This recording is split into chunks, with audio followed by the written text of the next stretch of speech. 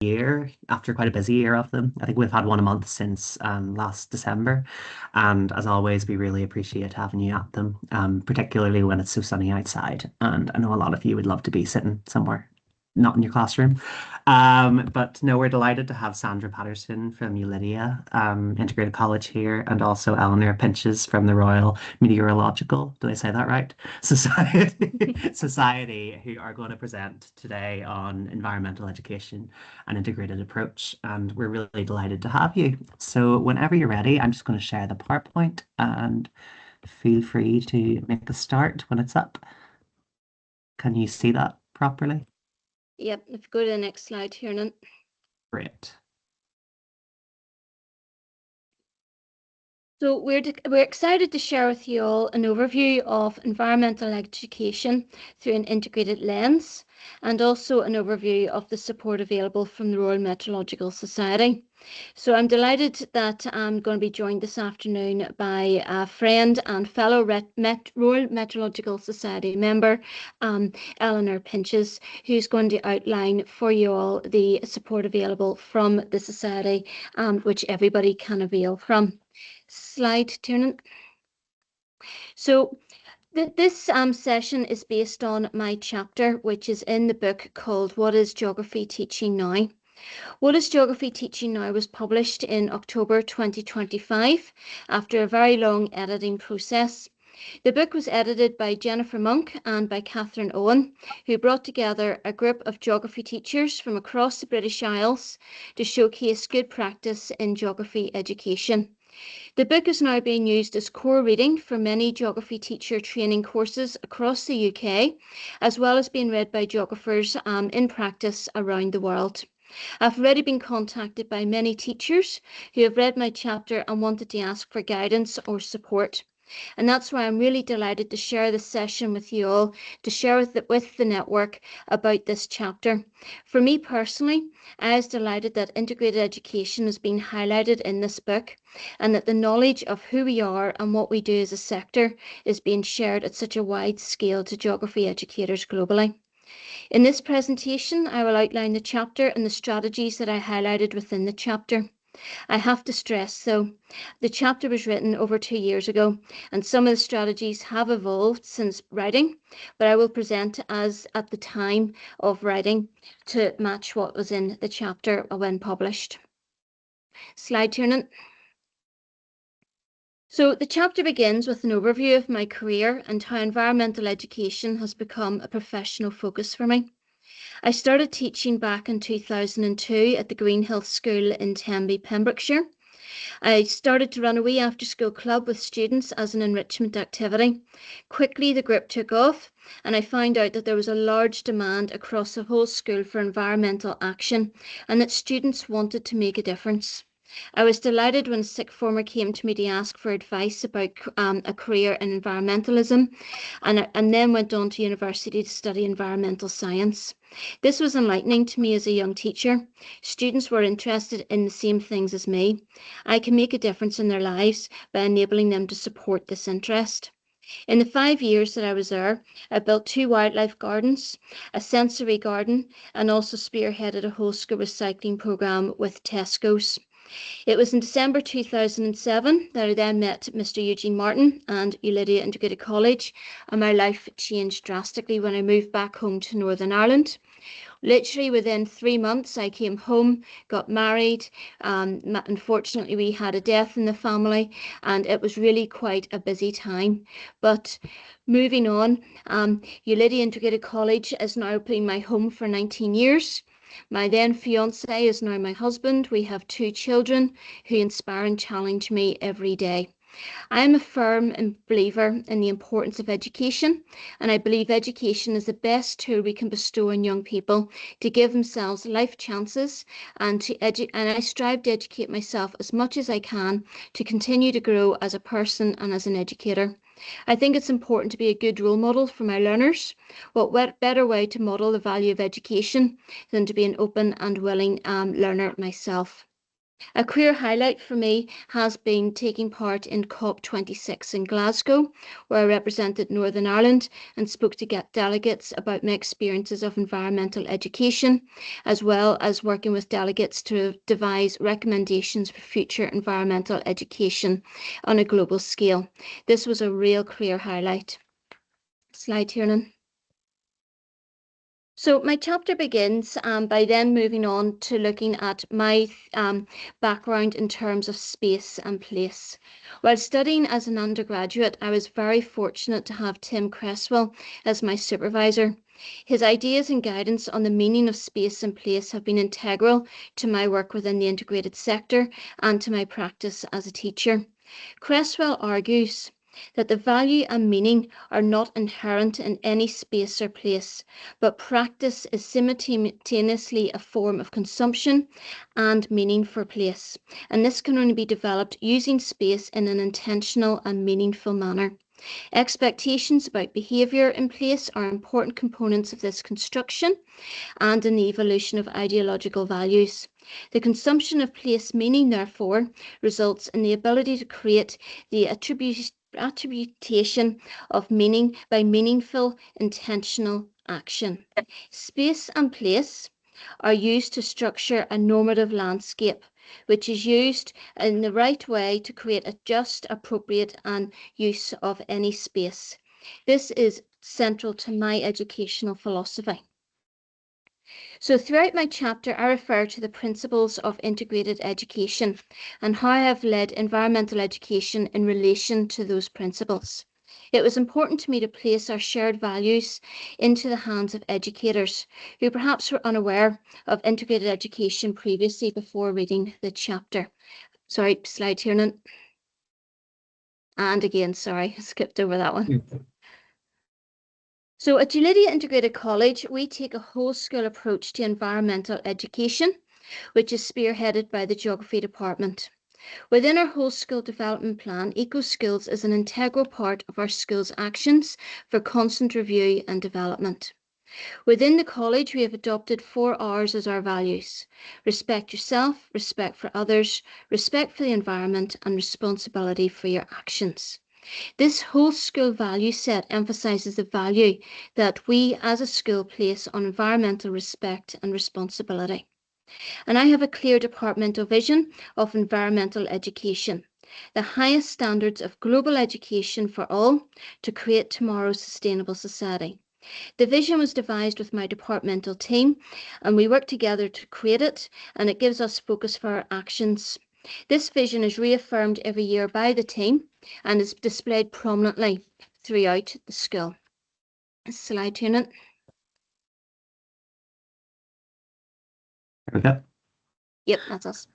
So I have had I always try to create an engaging approach which is child-centred, and environmental education is no different. To enable the programme to run efficiently, I have established systems which have been in place for many years now. I've established an eco team and an eco committee. The committee is where the planning is completed. This includes a parent representative, a student leader, and a staff member alongside student members of the wider school body. Within the committee, we have a leadership which is elected by the students, who is a sixth former who has been involved in environmental education since their time began at Julidia and have shown commitment towards the eco team over many years. This gives the students the opportunity to gain valuable experience for UCAS, as well as gain recognition for their service to the eco team over many years. The team is where the day-to-day activities take place. The committee meet termly, the team meet weekly, usually on a Friday, which is a really lovely way to end every single week. And then I oversee the actions to ensure that all activities are risk assessed and that all activities are appropriate for the young people taking part. Slide, Tiernan. So now that we have that system in place, it's also important that the students have their own vision and goals. The student body have devised their own eco code. This gives students the ownership of the code and enables them to have a say on key priorities. We regularly hold a whole school competition with lots of chocolate prizes in order to devise a new updated eco code. Usually we do this at least once every 2 years. We use the school's name, we break it down by letter, and we ask students across the school to devise a line for the new eco code based on the letter of the school name as a starting point for every statement. When we are devising the winners, we are intentional about making sure that the maximum amount of students are chosen as winners, the maximum amount of representation of year groups are seen within the code, so that the code always reflects our current student body and always reflects the priorities of our current school body. Each year, at the start of each academic year, we reaffirm the code and reinforce the importance of environmental education by giving every person associated with the school the opportunity to sign up to the code. Students are given the chance to sign up to the code in their form classes, and then a copy of their signed code is put up on their form notice board. A copy is also signed by every single member of staff in the school, including support staff and auxiliary staff. It's important to me that everybody is represented in the code. That is then displayed in our staff notice board in the staff room. And as an integrated school, it's important that parents and governors also have a part to play in this process. So a digital copy of the code is forwarded to all families associated to the school and to all members of the Board of Governors, who are asked to digitally sign up to the code as well to reaffirm their support for our current eco code as a member of our wider school community. The physical signing gives all school stakeholders the opportunity to make a physical promise to uphold the code and brings together all of our school community together in a shared promise to the environment. It is important to us all at the integrated school that the code is displayed in a multilingual fashion to give all students in our school ownership and a sense of belonging. We are very intentional about looking at what languages are currently studied within the school and making sure that they're represented within the code when it's displayed. We update this every time we update our new code. So now that we have the structure and systems in place, we now have the ability to have effective actions throughout the whole school. So Tiernan, can I have a new slide? So we have devised and made up our own whole school programs that we have designed in school, which are bespoke to us. One of those strategies has been our Eco Mentor program. Within the whole school mentor program, we have created a subgroup of Eco Mentors who are students within the sixth form who have displayed a commitment to environmental action and who want to gain vital experience in working with young people to support their applications for further education. The Eco Mentors work with staff both from our school as well as our neighbouring integrated primary school to develop an action plan of eco activities for a class of students to participate in once a week, every week. During the week, the students then visit the local primary school one afternoon a week, every week for 2 terms of the school year, beginning in October and finishing at Easter, and then put in action their Eco Mentor activities with our local school. This programme has been very useful for both the schools involved. The primary students gain a role model from a student that they can learn environmentally but also socially from, and the primary school gets help with eco projects and support towards their next green flag application. In the post-primary school for us, it makes and maintains links with our neighbouring primary school, and also the students gain valuable experience and references which support their move then into further education. Our mentor programme has been built upon to include visits by the primary school classes involved to us to take part in a lesson with the Year 8 class with their mentors present as the link person for them. And it's also built on it as well by including them to our Green Day events as well. More on that in a minute. New slide, Tiernan. So alongside this, social responsibility is a core value of the integrated ethos. Every department in our school contributes towards our whole school environmental education programme, and this is mapped biannually using a whole school curriculum audit. Social responsibility pillar of integrated education is emphasised through the vein of the whole curriculum. The whole school biannual audit provides clear evidence of coverage for evaluation alongside an opportunity to identify areas to be built upon further. Environmental education is mapped within the geography curriculum as well.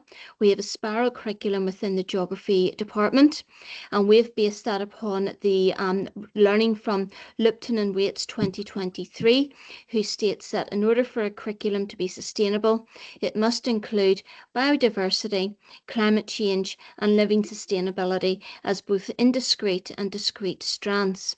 They also argue that these areas must be taught in sequence, which is what we have embedded within our departmental curriculum every single year and has been progressed upon.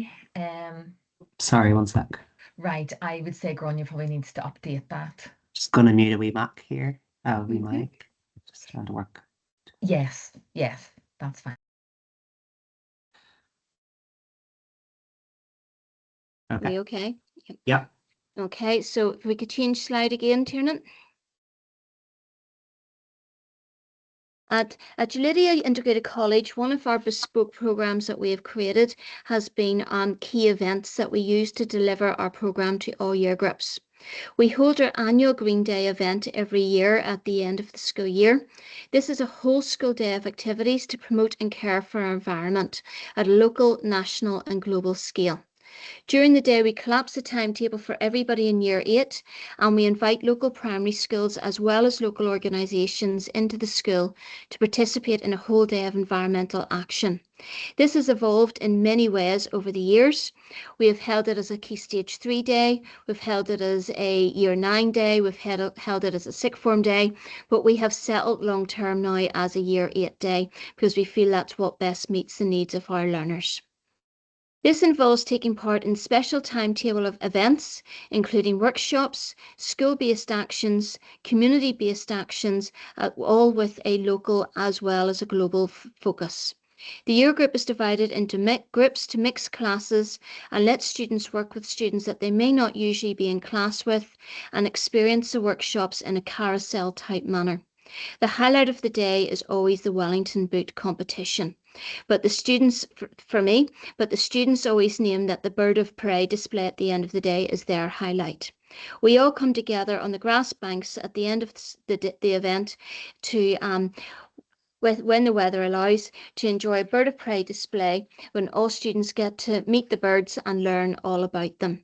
The event has always been successful as it's helped us enable and build relationships with local primary schools as well as local organisations, including over the years National Trust, Triocra, Ulster Wildlife, Starbucks and the local council, to name but a few.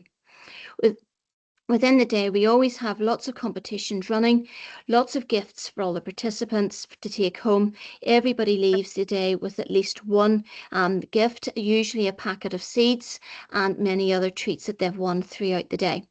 Over the last year, this particular idea of Green Day has been picked up by DRET, David Ross Educational Trust over in England, which has now rolled it out across their entire academy chain since the publication of the chapter which highlighted Green Day, which is something I'm really, really pleased to see now being implemented in a larger scale. Slide, Tiernan. Another activity that we do at Ulidia is the Recycle campaign, and this was born out of transportation being one of our key areas of focus. As a school, we worked with TransLink and we always took part in their annual travel campaign. And the challenge was really good for us because it worked beautifully with our Year 9 class and it met the needs of what we were studying across different subjects at the time with Year 9. And it also enabled us to participate in a regional challenge. But as that has evolved, we have also built upon it in order to develop our Recycle project alongside the ADSM Foundation. This campaign sought to ensure that bicycles within Carrickfergus community that were no longer being used could be repurposed to provide appropriate technology in Madagascar. Ulidia became a drop-off point for bicycles, which had been outgrown or were no longer used by local school members and by members of our wider community. These bicycles were serviced and, if needed, fixed up and mended, and they were reused by the Addison Foundation to provide appropriate technology for communities that they were working with in Madagascar. The campaign was a huge success, with waste being reduced in our local community and by appropriate technology being provided to another community who uses it in order to further develop their needs within that particular region. This campaign was born out of our focus with transportation and would not have been developed if Translink Travel Challenge had not already been established within the college. Slide, Tiernan. So Ulidia Integrated College has been awarded many accolades. Some highlights include we're the only post-primary to run a zero waste to landfill programme. We have been shortlisted twice for a TESS award. We've been shortlisted for an Irish News Award, and we've also been shortlisted for a UNESCO Youth Award. Alongside that, we've also been awarded a Coca-Cola Coast Award for the work that we do with our local beach. It's worth noting that we are right beside the beach here, and it's always worth looking at the local community to see what resources are available to you in your school and to identify where your programme could best be developed to meet the needs of your local community. Slide, Tiernan. But every day is a school day. To date, this has been very successful for our college. It has lowered our energy costs, it's reduced waste, it's reduced our waste management costs, and it's brought lots of positive publicity into our school, as well as creating our links with our local community and organisations within the wider community. Along the journey, there have been some key lessons that I shared within the chapter. First of all, vision is important. It's really central to planning that vision is clear and shared with all stakeholders. Build your own community. This was also really important. My team that I've built have been sources of inspiration, opportunity, sounding boards, and often challenge as well. The network that I've built has been built through attending events and simply talking to people and building up those connections. One of my big learning points has been to lead with passion and confidence. I have found that it's important to lead while being unashamedly passionate about my ethos. Students therefore follow in suit and think that it's okay for them to be passionate about their beliefs as well, and that to me is really important. Visible leadership is equally important. Don't be afraid to be publicly passionate about your area of leadership. I am a keen environmentalist, and I shout this from the rooftops.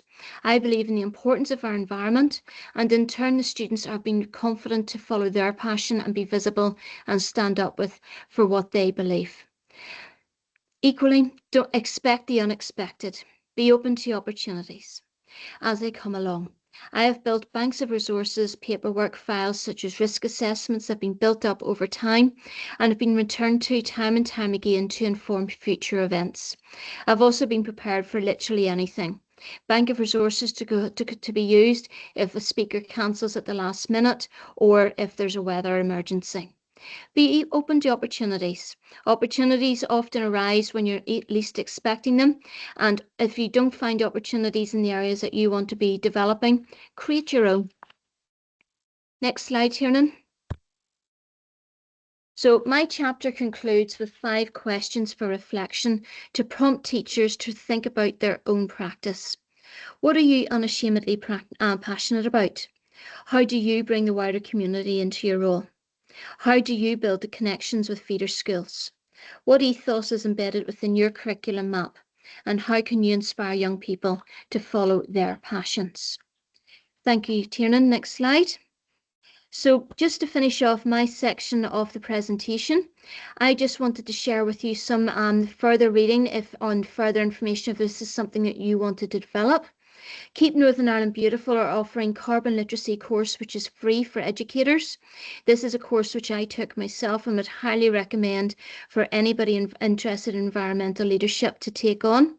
I also recommend the book which I have a chapter in What is Geography Teaching Now, and unashamedly shameless plug there for the book. But I also recommend another book called 100 Ideas for Greener Schools by Ed Moore. It is a primary focused book, but there's many nuggets within it for secondary education as well. And it's a book which I often dip into to just glean nuggets of information. So I'm now really proud to hand over to Eleanor Pinches from the Royal Meteorological Society, who's going to share with you how she can support you in your environmental education journey at your centre. Eleanor. Brilliant. Thank you very much. And yeah, thank you very much for the invite. It's great to be invited. This is one of the first CPD sessions that we've done to in service teachers, so it's really great to be involved. Can I have the next slide, please? Thank you. So for those who maybe have not heard of the Royal Meteorological Society, I just thought it would be best to give you a bit of a background to who we are before launching into education work. So essentially, we are the independent expert for weather and climates. We are the professional body for meteorologists, climate scientists, and other people who work within that sphere. So we have a lot of people coming in who are within the energy sector, but also the insurance sector, because there are a lot of climate scientists within that. How are we going to get our energy going forward? How are we going to ensure houses that are in the future going to be flooded? So there's quite a diverse group of people that are now members of our society. We're based in Reading in England, but we do cover the whole of the UK, and we also have members from much further afield. Currently, we've got a lot of people from Italy, from weather companies who are getting accreditation through us. So we are very much a worldwide society. We are a charity, and most of our charitable work is our education work, so supporting teachers and where weather and climate sits within education. And the education team is made up of myself and Professor Sylvia Knight, who is head of education. So yeah, that's a bit of a background, and just a quick introduction, which I'll go through into more detail a bit later, is Metlink is our website for education resources and anything education. At the moment, it's not very well signposted from the Royal Meteorological Society's main page, so it's just easier to go straight to Metlink if you're interested. Could I have the next slide, please? Thank you very much. So just a bit of background of why we want to get involved in education and why we support it. So we believe that every student should leave school with the basic climate literacy that would enable them to engage with messages put forward by media and also politicians, and then make informed decisions about their own opportunities and responsibilities when it comes to climate change, mitigation and adaptation strategies, but also to equip them with the understanding and skills required for the green careers of the future. At COP27, UNESCO Stefani Gianni said, education is the most transformational climate adaptation action. So we very much agree with that, put that very much in most of the work that we do. Yeah, and just a bit of a background, that's a picture of me as a weather forecaster. I do have a meteorological background, and I like to bring that and support you guys in teaching your weather and climate in schools. And we do also do a lot of careers resources as well. If I could have the next slide. So our education work is split into essentially 3 strands, and all 3 strands are of help to all teachers, I think, across all 4 nations. So the strands are broken down into resources, into teacher training, be that initial teacher training or CPD for in-person teachers, already current teachers, and then also curriculum and policy. So I'm going to go through them one at a time to show you what there is out for you in each of these different ones. So in terms of resources, as I said, we host everything on Metlink, or if we've created something in partnership with someone, there is at least a click-through link from our website. It's broken down into teacher resources. There's a section on climate literacy, there's some on experiments, there's fieldwork, there's CPD. We also have a blog on there, and we also have some careers resources on there. When you go onto the first page, it's broken down and you can search whatever you want. You can break it down into subjects, you can break it down into primary, secondary, and also, as of last week, we've just added a new drop down of country. I want to caveat this with the fact that the majority of our resources have been made broad enough to be they are completely applicable to the curriculum, but they are broad enough to be applicable in every single nation. If you go currently under Northern Ireland, there is only 3, I think, that pop up there because that has only just been created as a new tag. So don't feel restricted by the fact that there's only 3 under the Northern Ireland tab. Most of them are under all nations, and therefore do go and have a look at them as well. Next slide, please. So in terms of weather and climate education, we believe that it can be sat under every subject possible. It is very much siloed into geography with a little bit in science, but that doesn't mean that it has to restrict where it's taught. And because of that, we offer weather and climate resources for different subjects. So I've put a couple of examples here of what we have. The top one is an experiment that we went and created with DCL, showing how chemistry can teach ocean acidification, something that's happened due to climate change. So that could be embedded into a chemistry class. The second one is a bank of questions that we created for maths. So they were actually past maths exam questions that we took and gave them a weather and climate lens to show that it doesn't necessarily have to be a lesson on climate or weather. It can be a lesson on skills or whatever you're doing, but through a climate and weather lens, which I think is something Sandra touched on quite a bit. So that was something we supported in maths. And this bottom one is something we created last year for COP30. It's a geography resource looking at climate zones and doing it for Brazil, which is where they had the last COP meeting. So yeah, lots of different subjects and lots of different ways in which we show it, from videos to actual examples, sort of exercises, to more presentation front of the classroom teaching. If I could have the next slide, please. A lot of our resources, we try and make a bit more skills focused, or maybe a bit different from the sort of knowledge only presentations. So we focus a lot on decision-making exercises or critical thinking exercises. So one of the ones we've created recently is our Category 6 hurricane resource. So it's mainly for geography, this one, and it's focusing on tropical cyclones and where that sits within the curriculum, and having a bit of a decision-making exercise saying, do we need a Category 6 for hurricanes, with the idea that hurricanes are changing in nature due to climate change. The second one, which we have just created, is having a climate media literacy resource.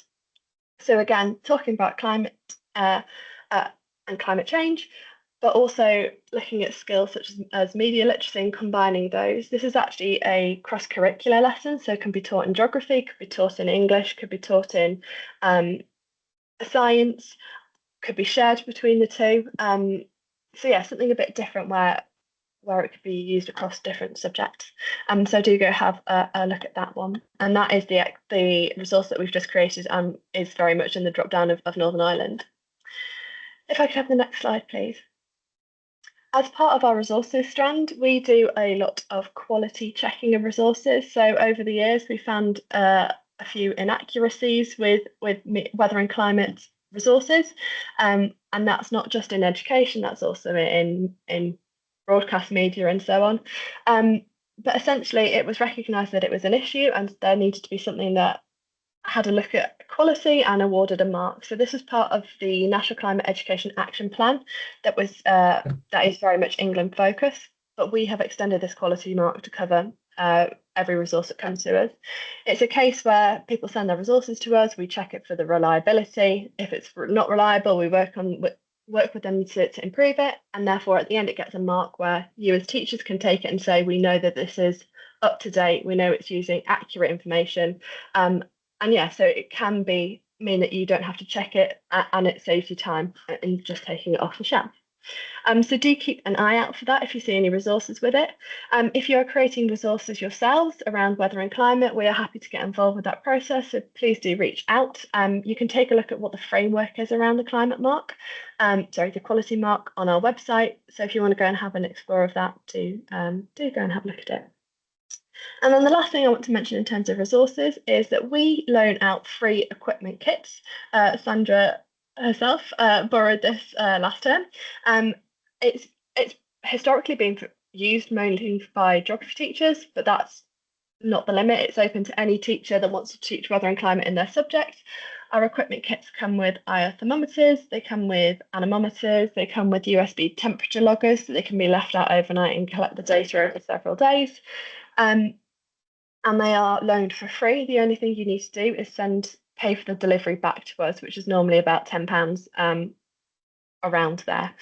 So if you are interested in borrowing something, please let us know. Just email me. I'll show my email details up again, and maybe it can be shared after this session. And yeah, and if you would like to tell other colleagues about this, please do. We are very happy to get more people in Northern Ireland using them. So yeah, next slide, please. Thank you. So the next strand is our sort of CPD teacher training. And we do a large portion of this in terms of initial teacher education. So we go in and do a subject day for trainee geography teachers mostly at the moment. So it's a whole day of geography skills that are weather and climate based. And we started this because when we asked geography teachers what they were most nervous about teaching, weather and climate always came up. So the first half of the day is very much going back to the basics of global atmospheric circulation, depressions, touch on tropical cyclones, and the afternoon is us looking at climate change and doing a bit of field work and getting some ideas from there. This year we are looking to expand that a little bit, especially due to demand with climate change coming up more in curricula as it's being reviewed and reformed in different nations. So at the moment, we're looking at expanding this into sort of a geography and science subject day, but we're not yet sure how that's going to look, and we're open to changing it to what people want. In terms of the CPD that we have on our website, there is a lot out there for you to go and have a look at. So if I could have the next slide, please, and I hope it's going to pop up. So we have a 20-chapter teacher's guide on our website. So the QR code should take you to it. It's 20 chapters of weather and climate. And within there are lesson plans. We've got worksheets on there. But we also have a CPD series. So if you go onto that website and you click onto one of the 20 chapters, you will then come up at the bottom of that page, there'll be a More for Teachers section. And that is a CPD, either a Word document or we've created them into the films last year. So you can listen to me for another 15 minutes under whatever chapter it is. So I apologise in advance for more me. But you can go on and have a look in there and dig deep into any subjects you are interested in. Again, if you have any questions on that, please do let me know and I'm quite happy to answer. I think on an roughly annual basis, I might be corrected on this, we go and give a talk to the GA Northern Ireland branch. So last year Sylvia came across and did one on the El Nino, La Nina and so Southern Oscillation. So that's another way in which we can provide CPD to you if you are a member of the GA. However, we are open to supporting events like this wherever it sits. It can be in a science group of teachers, it could be a maths group of teachers, it could just be your whole staff as a whole. Yeah, and we're really happy to get involved. If you would like us to come and do a session for a group of people, do let us know. If there's something specific you would like us to cover, we can try and accommodate that. So do reach out. If you are looking at maybe in a bit more detail what we cover in the initial teacher education days, our Come Rain or Shine course is a really good online course. It's free. It takes 5 weeks to do. So every week you get the next chapter of things. You can download stuff off there. You can take pictures of it and so on. So I really encourage you to go and have a look at that if you just want a quick update of your knowledge around weather and climate. So yeah, I probably should have created a QR code for that to make it a bit easier to go to, but perhaps I could share it after for you to go and click on. But I would encourage you to go and have a look at that. And the other stuff that we do around CPD is we do a lot of work with subject associations. So ASC, we produce 2 blogs and 2 CPD recorded sessions with them. We actually are currently working with exam boards at the moment for multiple reasons, but one of them is to train up or update the knowledge of the examiners, but also supporting them in their embedding of climate within their specifications. We do a number of articles for different subject associations, but also organisations. And the one possibly to mention this one is recently we did a climate misconceptions blog as part. We put it towards the GA, but it's called Climate Clarity. So if anyone wants to go have a look at that, it's 8 common misconceptions around climate, actually weather and climate. Again, not just for geography, it's applicable across different subjects, but would encourage you to go have a look at that. It's not too long of a read, so yeah, shouldn't take too much of your time. Could I have the next slide, please?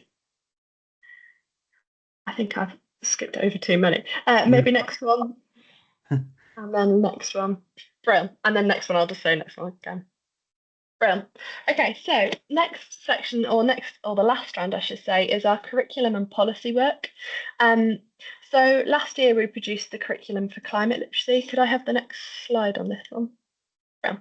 So the curriculum for climate literacy is essentially a large document showing where climate education could be set across all different subjects. So from geography to business studies to sociology, and so yeah, every subject across, and saying where it could fit and exampling where it could fit in those subjects. So I think this probably most connects to Sandra's mention of their curriculum mapping exercise. So this would be a great way to go and get a couple more ideas of what can fit in what subjects. It's sequenced and it's coherent, so it's across all different subjects. It says what is needed from other subjects at that level to be able to teach it, say, in maths. It was created not just by us, we got together about 40 different subject associations together, so it's not just our own really hopeful thoughts, it's everyone coming together and saying, yes, this is possible. I will caveat that we did not consider the workload of teachers at the moment, so we understand that the workload is incredibly high, and we understand that not everything is going to get used, but do go and have a look at it and take nuggets from it and fit it in where you can is what we'd best suggest. So yeah, go have a look. That QR code will take you to the curriculum for climate literacy. On top of what has already been spoken about by Sandra earlier, I think another good case study of how to embed climate literacy in different subjects is what was done at Basileg School in Wales. And they had a teaching the teachers inset day where they actually had I think it was about 5 to 10 students teach all the 127 members of staff, and from that the members of staff worked out a couple of lessons per subject of where they could embed climate education. So that was really successful, so it's a good one to go and have a look at. Could I have the next slide, please? A couple of years ago now, we created the Climate Change Concept Association tool. So this is a website, how to best to describe it, clicky thing. You can go and click on it and it'll pop up different ideas and make different connections. So going back to that curriculum mapping and the curriculum for climate literacy, if you click on a word that links to something you're teaching at the time, so let's say you're teaching about industry, you click on industry. It will then, on this diagram on the right, will show you all the different links to that word. So therefore you can embed a little bit of something else in. I should probably use the example that's actually on the board. So if you're teaching about land use change, you could then bring in different subjects that are on the outside of that word and bring that in. And yeah, it's just another way of embedding different sort of concepts or ideas around climate into different lessons, maybe topics or subjects that you would have previously thought couldn't have a climate link to them. So go and have an explore of that. There is also a glossary of topics. Glossary, yeah, it does say glossary of topics. I think it's too small on my screen, but there's a glossary there. So if you want to expand on your knowledge of certain terms, do go have a look at that. Or if there are definitions that you're using elsewhere, go and have a look at ours to see why ours is different and see if whether it expands what you can teach within that topic. Brilliant. If I could have the next slide, please. Under our curriculum policy work, we produce the climate literacy survey annually. So some of you may have come across this, and thank you very much if you completed it this year. This year was the first year we got data from Northern Ireland. Yay! And essentially, we are producing an evidence piece, really. It's evidence to say this is the state of climate awareness amongst our young people. At the moment, we're using it to try and find key gaps in the education that they're currently receiving. And hopefully, as the curriculum, all 4 nations' curriculums are changed, the Northern Irish one very soon, we will hopefully see some evidence of things improving as we go forward. Just to give you a bit of an idea of the gaps that we've identified to date, all the surveys so far shows that there is large gaps in stuff around adaptation mitigation strategies, and therefore there's a real lack in essentially talking about careers and green skills that people have. If people don't understand how technology is moving forward, they don't understand the jobs that are there to support them. So yeah, it's a really good piece of evidence. We have closed the survey for this year and very much in the data analysis period of it. So hopefully we'll get that out in the next couple of months for you to have a look at. If you would like to get involved in this next year, just as a bit of a explainer of how it happened or how you use it, it's an online link, so students will need their phones during form time. It takes 5 to 7 minutes on average to take part in it. Students have 10 questions, so 5 set questions and 5 randomly allocated questions. And that's all they need. It's really quite quick. We've had quite a lot of feedback from people who have done it saying this is a really easy process. So if you would like to get involved, it's nice and easy. And if you are really keen to get involved and you want sort of a notification of when it is open, again, contact me and I'm quite happy to make sure you're on our list of people to email and saying it's open for next year. It opens January to March, so please get involved. Next slide, please. I seem to have not ignored the other 2 things on that, but I will continue just with careers as time is running short. So we do support career advice. So on our website, there is stuff for careers resources. This QR code will take you to our MET page rather than the MET link page, but that's where most of our career stuff is really. This QR code actually will take you specifically to the considering a career in meteorology and climate page. There are other stages of that career under different tabs, but this one takes you to the considering. On here, we have quite a few helpful documents for teachers, but also students themselves. So we've got a number of career profiles on there. There's a couple of different sort of leaflets, but in electric form, showing you different profiles, be that from a climate scientist, but also to a car technician who's working on catalytic converters or something that helps improve the emissions from a car, to a regenerative farmer. So it's not just those classic weather and climate careers that people go straight to thinking about. There is also that, so there is your weather forecasting, there's your climate scientist, so there is the usual, but also some other things to broaden how many careers for climate there are. There's also course information, so if you have students that are really interested in weather and climate, there are links to different courses to give them a bit of extra knowledge around the subject, and that also includes a link to our Come Rain or Come Shine course. There are degree pathways on there for careers in weather and climate, and I'd also just like to point out Time for Geography. I don't know if any of you have come across this, but it's a really great careers hub, and there's videos on there for stuff that you can do with geography, but there's also a lot of stuff on there around climate and weather that isn't necessarily just geography focused as well. So do go have a look at that. I should probably say that at the moment, or I say in the next month or 2, I am looking to put together a specific set of profiles for Northern Ireland. We've had the feedback that not all of our careers are particularly great for the different nations other than England. It's harder to get a job in some of them, say in Northern Ireland and Wales, than it is in England. So to reflect that, we would like to come up with career profiles of people in Northern Ireland to show that it is possible to have a career for climate and weather in Northern Ireland. So that will be coming out soon. If you have any thoughts on that, or if you have any people that you know would like us to reach out to, again, please let us know. I'm quite happy to follow that up too. Could I have the next slide? Well, so yeah, I suppose the finishing point is that we are here to help you and support you in your weather and climate education and teaching. So please ask questions, please email us. If you want to be pointed to a good resource, we are quite happy to do so.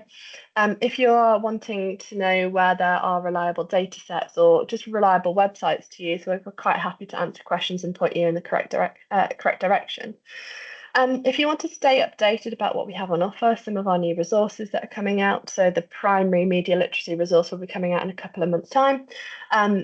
Feel free to sign up to our MetLink newsletter. So at the bottom of the MetLink website, there's a newsletter sign up, and you will get a termly email to say what's new and out there for you to use.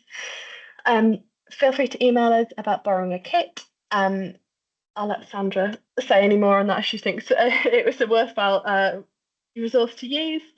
And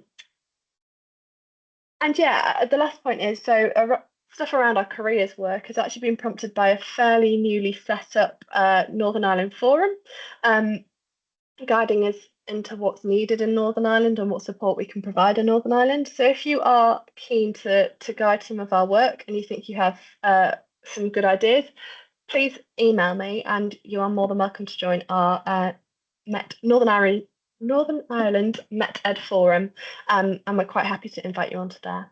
So I hope that's given you a bit of an overview of who we are and what we have to offer. And yeah, thank you very much. Thank you, Ellie. Thank As I you. said, the weather equipment boxes are absolutely fantastic, and they give you the opportunity to get good quality weather equipment in your school with no cost. Only you have to post it back. Highly recommended. Come rain, come shine, we do it with our students as well as with the staff, and it's really, really good, particularly for A-level students. It runs alongside the AS course. It's really, really effective. And the Northern Ireland Forum, we'd love some new members. So if anybody wants to join, you're very, very welcome. Either drop Ellie a message, or if you want to drop Tiernan or I a message, we'll pass it on if need be. So thank you so much, Ellie, for joining us.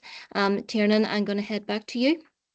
Yeah, thank you very much to both of you. That was fantastic. And I think it's having it from that perspective of seeing what you're doing practically within your own school, Sandra, and then seeing that broader picture of all the amazing resources that are available that I had no idea were available. It was brilliant, and I think hopefully the people who came along today appreciate what they saw. I just really thought it was great, and I have the words unashamedly passionate or publicly passionate written down and starred. I suppose the only other thing to say is that we've recorded the session. We'll share the session as normal via email. There'll be a YouTube link and then on social media as well. And we'll also send an email with some of the links pointed out throughout your session in the email that we send. For example, the bank of resources and the website for the educational resources, the name of which I can't remember at the minute. So thank you. What was it? I'll send it out to you. Great. So I'm going to stop recording here. But again, thank you very much, everyone, for coming. Before